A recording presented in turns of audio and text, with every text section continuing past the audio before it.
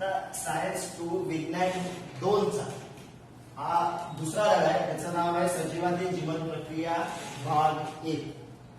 आता ह्या ज्या धड्यामध्ये आपण काय शिकणार आहोत, तर या धड्यामध्ये आपण शिकणार आहोत की ऊर्जा कशी निर्माण केली जाते. दोन प्रकार, एक आहे ऑक्सिशोषण आणि दुसरं आहे विनॉक्सी श्वसन. म्हणजे ऊर्जा निर्माण दोन प्रकारे होते. ऑक्सिजनचा उपयोग करून म्हणजे ऑक्सिशोषण, आणि ऑक्सिजन विदाउट ऑक्सिजन म्हणजे ऑक्सिजनचा वापर न करता त्याला म्हणतात विनॉक्सी श्वसन. तर पहिला आपण बघणार आहोत की ऊर्जा निर्मिती कशी ऑक्सिश्वसनाने. ऑक्सिश्वसन म्हणजे ऑक्सिजनचा वापर करून ऊर्जा निर्मिती कशी केली जाते. आता ऑक्सिजनचा वापर करून जेव्हा ऊर्जा निर्मिती केली जाते तेव्हा अन्न पदार्थातील कोणता घटक वापरला जातो, तो वापरला जातो कर्बोदके. मी सांगितलं कर्बोदके कशातून मिळतं. कर्बोदके आपल्याला मिळतं कशामधून, तर जे आपण तांदूळ खातो, भात खातो किंवा गहू खातो, नाचणी खातो, दूध, बटाटे यामधून आपल्याला कर्बोदके मिळतात. तर ऑक्सिश्वसनामध्ये जी ऊर्जा मिळवली जाते कशापासून मिळवली जाते, कर्बोदके. आता या कर्बोदकांपासून कशी ऊर्जा मिळते, तर त्याचं टप्प्याटप्प्याने ऑक्सिडीकरण केलं जातं. आता ऑक्सिडीकरण कोण करतं, तर हा ऑक्सिजन करतो. का, ऑक्सिश्वसनामध्ये कोण इन्व्हॉल्व असतो, ऑक्सिजन. म्हणून हा ऑक्सिजन या कर्बोदकांचं टप्प्याटप्प्याने ऑक्सिडीकरण करतो आणि फायनली आपल्या शरीरामध्ये एटीपीच्या स्वरूपात ऊर्जा निर्माण होते. आता ह्या ऑक्सिश्वसनामध्ये ऊर्जा निर्माण करण्याच्या प्रक्रियेत तीन टप्पे.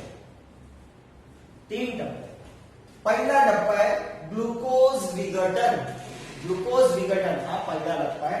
दुसरा टप्पा आहे ट्राय कार्बोक्सिलिक आम्ल चक्र. त्याला क्रेब सायकल असंही म्हणतात किंवा क्रेब चक्र असंही म्हणतात. आणि तिसरा टप्पा आहे इलेक्ट्रॉन वहन साखळी. ओके, पहिला काय टप्पा, ग्लुकोज विघटन. दुसरा टप्पा काय, ट्राय कार्बोक्सिलिक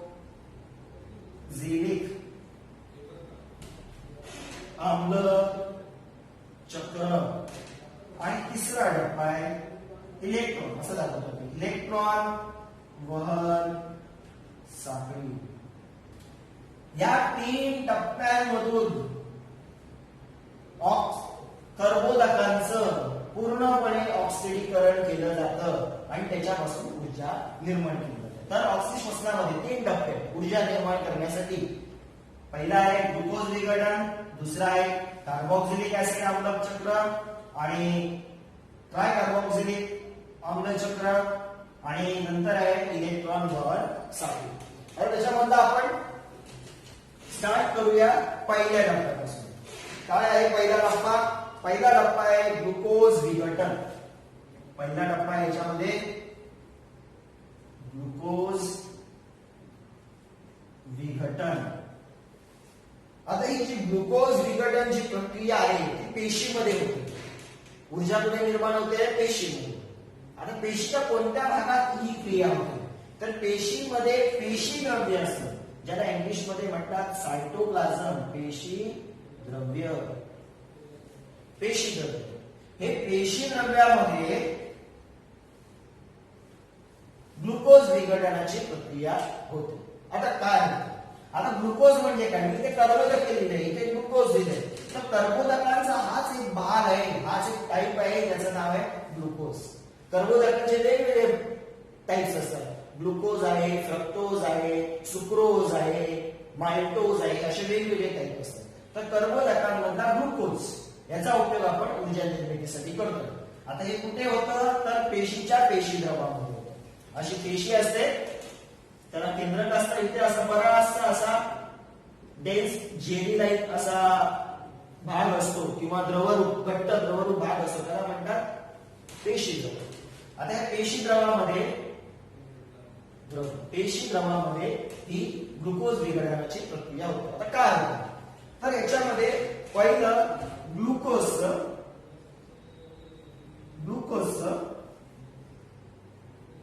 ऑक्सिजनच्या साहाय्याने ऑक्सिडीकरण केलं जातं. जेव्हा ऑक्सिजन घेतो आपण तेव्हा ऑक्सिडीकरण होतं आणि तयार होतं दोन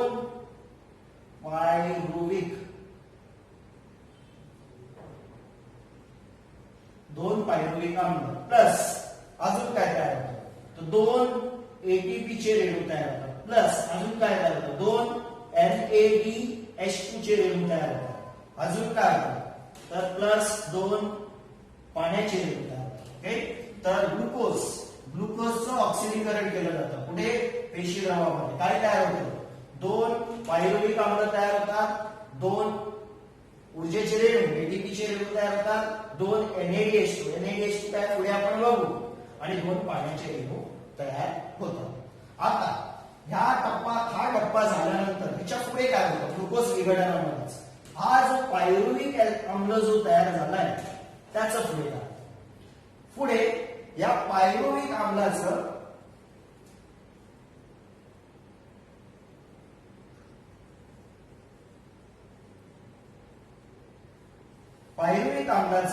रूपांतर होतं ऍसिटिल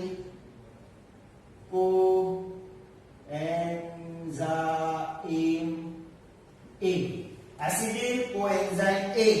अजून काय तयार होतं, दोन रेणू तयार होतात कार्बन डायऑक्साइडचे. अजून काय होतं, दोन रेणू तयार होतात NADH2 चे. ओके, तर काय होतं, लक्ष द्या. ऑक्सिश्वसन ऑक्सिजनच्या साहाय्याने कर्बोदकांच्या मदतीने ऊर्जा निर्माण केली जाते. तीन टप्पे. पहिला टप्पा आहे ग्लुकोज विघटन. कुठे होतं, पेशी द्रवामध्ये. कशापासून होतं, ग्लुकोजचं ऑक्सिडीकरण होतं. दोन पायरुव्हिक आम्ल तयार होतात, दोन ऊर्जेचे रेणू तयार होतात, दोन NADH2 चे रेणू तयार होतात, दोन पाण्याचे रेणू तयार होतात. आता हा पायरुव्हिक आम्ल जो आहे त्याचं परत काय तयार होतं, तर ऍसिटाइल कोएन्झाइम ए आणि दोन कार्बन डायऑक्साइडचे रेणू तयार होतात आणि दोन NADH2 चे रेणू तयार होतात. अशा प्रकारे या दोन अभिक्रियांमध्ये ऑक्सिश्वसनाची पहिली जी टप्पा आहे ग्लुकोज विघटन ते संपलं. पहिला टप्पा आहे ग्लुकोज विघटन, ते आपलं संपलेलं आहे. तर ऑक्सिश्वसनामध्ये ऊर्जा निर्मितीच्या प्रक्रियेतला पहिला टप्पा आपण बघितला, तो होता ग्लुकोज विघटन. आता आपण दुसरा टप्पा बघणार आहोत, त्याचं नाव आहे ट्राय कार्बोक्सिलिक आम्ल चक्र. त्याला TCA सायकल असे म्हणतात किंवा त्याला क्रेब चक्र असंही म्हणतात. ओके, तर दुसरा टप्पा आहे ऑक्सिश्वसनामधला ऊर्जा निर्मिती करण्याच्या प्रक्रियेचा दुसरा टप्पा. पहिला ग्लुकोज विघटन बघितलं. ग्लुकोज विघटनामध्ये आपण बघितलं की ग्लुकोजचं पायरुव्हिक आम्लामध्ये रूपांतर होतं आणि पायरुव्हिक आम्लाचं ऍसिटाइल कोएन्झाइम ए मध्ये रूपांतर होतं. ही सगळी प्रक्रिया कुठे राबवली जाते, पेशी द्रव्यांमध्ये. आता TCA सायकल जे आहे, ट्राय कार्बोक्सिलिक आम्ल चक्र जे आहे, ते होतं तंतुकणिकामध्ये. तंतुकणिका, पेशीच्या तंतुकणिकामध्ये होतं. आता जे ऍसिटाइल कोएन्झाइम ए जे तयार झालंय, कुठे तयार झालंय, पेशी द्रवामध्ये. ते येतं तंतुकणिकामध्ये पेशीच्या.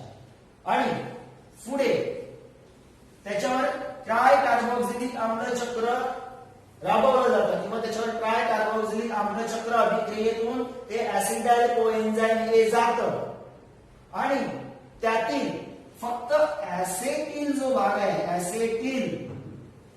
ऍसिटाइल कोएन्झाइम ए हा जो रेणू तयार झालाय त्यातल्या फक्त ऍसेटिल भागाचं पूर्णपणे ऑक्सिडीकरण होऊन, ऍसिटिल भागाचं काय होतं, पूर्णपणे ऑक्सिडीकरण.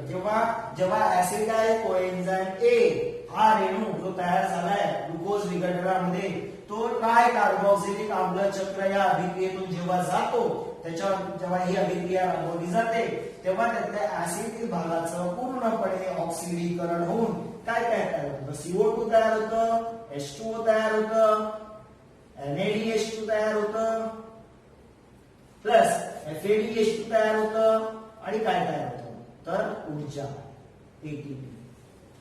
एवढं सगळं तयार.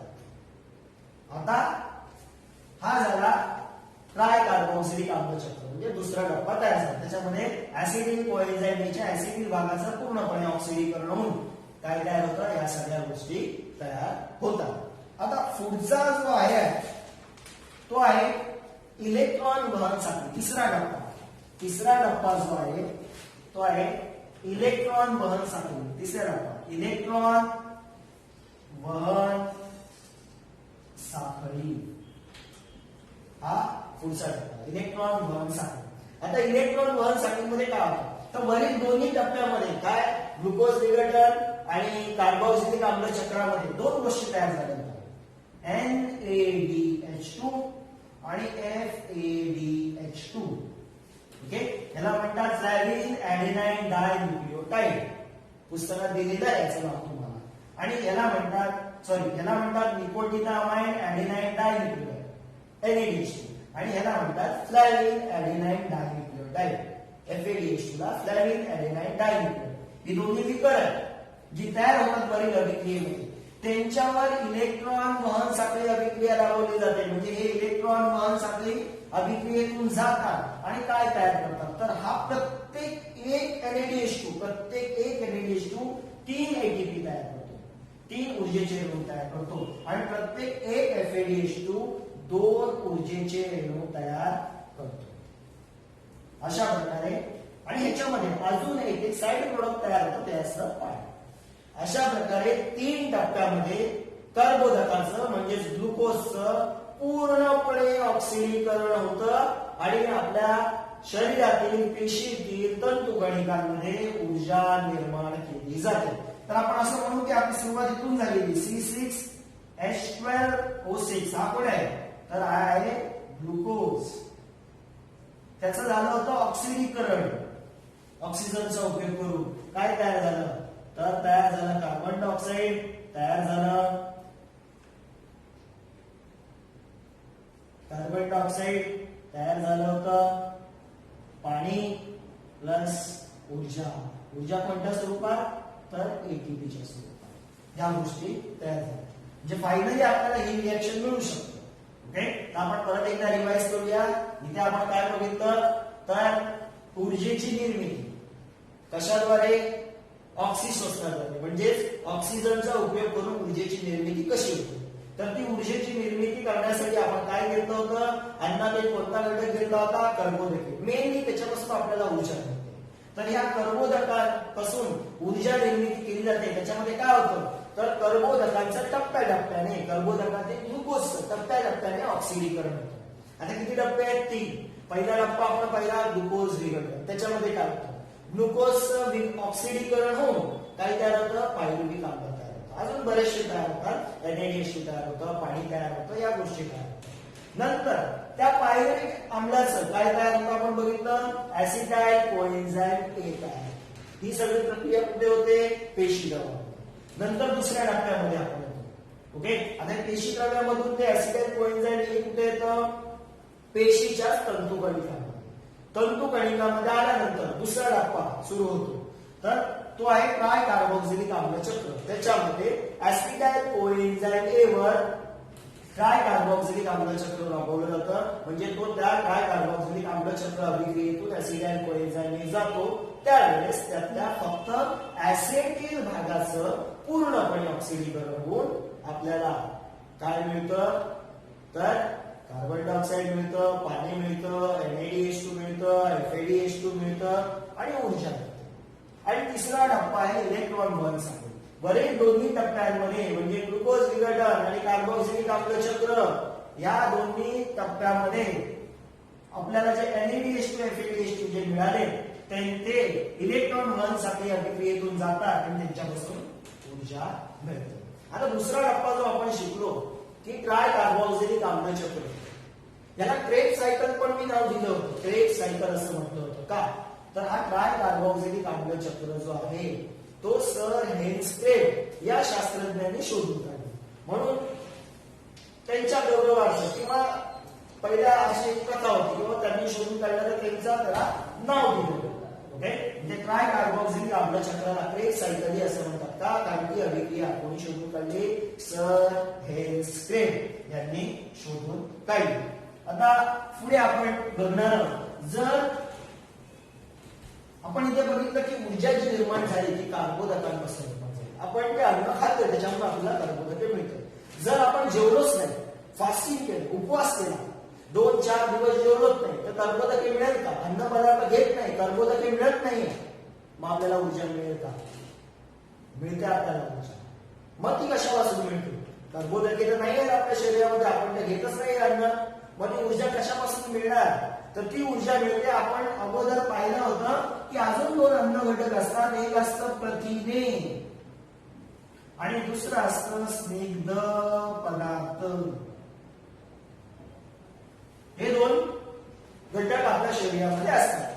मग जेव्हा आपण कर्बोदकांपासून आपल्याला ऊर्जा मिळत नाही, त्यावेळेस आपल्याला ऊर्जा मिळते या 2 घटकांपासून, प्रथिनांपासून, स्निग्ध पदार्थांपासून. ओके, तर तुमच्या पुस्तकात एक असा चार्ट दिलेला आहे, त्याच्यामध्ये दाखवलंय त्यांनी की कशा प्रकारे आपल्याला ते ऊर्जा मिळते. तर आपण स्टार्ट केलं होतं त्याच्यामध्ये ऑक्सिश्वसनामध्ये. पहिला होता आपला कर्बोदके. ओके, कर्बोदके मतलब आपण काय घेतलं होतं? ग्लुकोज. त्याचं होतं ग्लुकोज विघटन होतं, आपण बघितलं होतं. ग्लुकोज विघटन होतं हे बघितलं होतं. त्याच्यानंतर त्याच्यापासून पायरुविक आम्ल तयार होतं, हे आपण बघितलं होतं. पायरुविक आम्ल. त्याच्यानंतर त्याचं ऍसिड, मी ते पूर्ण लिहत नाहीये, कोएन्झाइम हे तयार होतं. नंतर त्याच्यावर काय राबवलं जातं?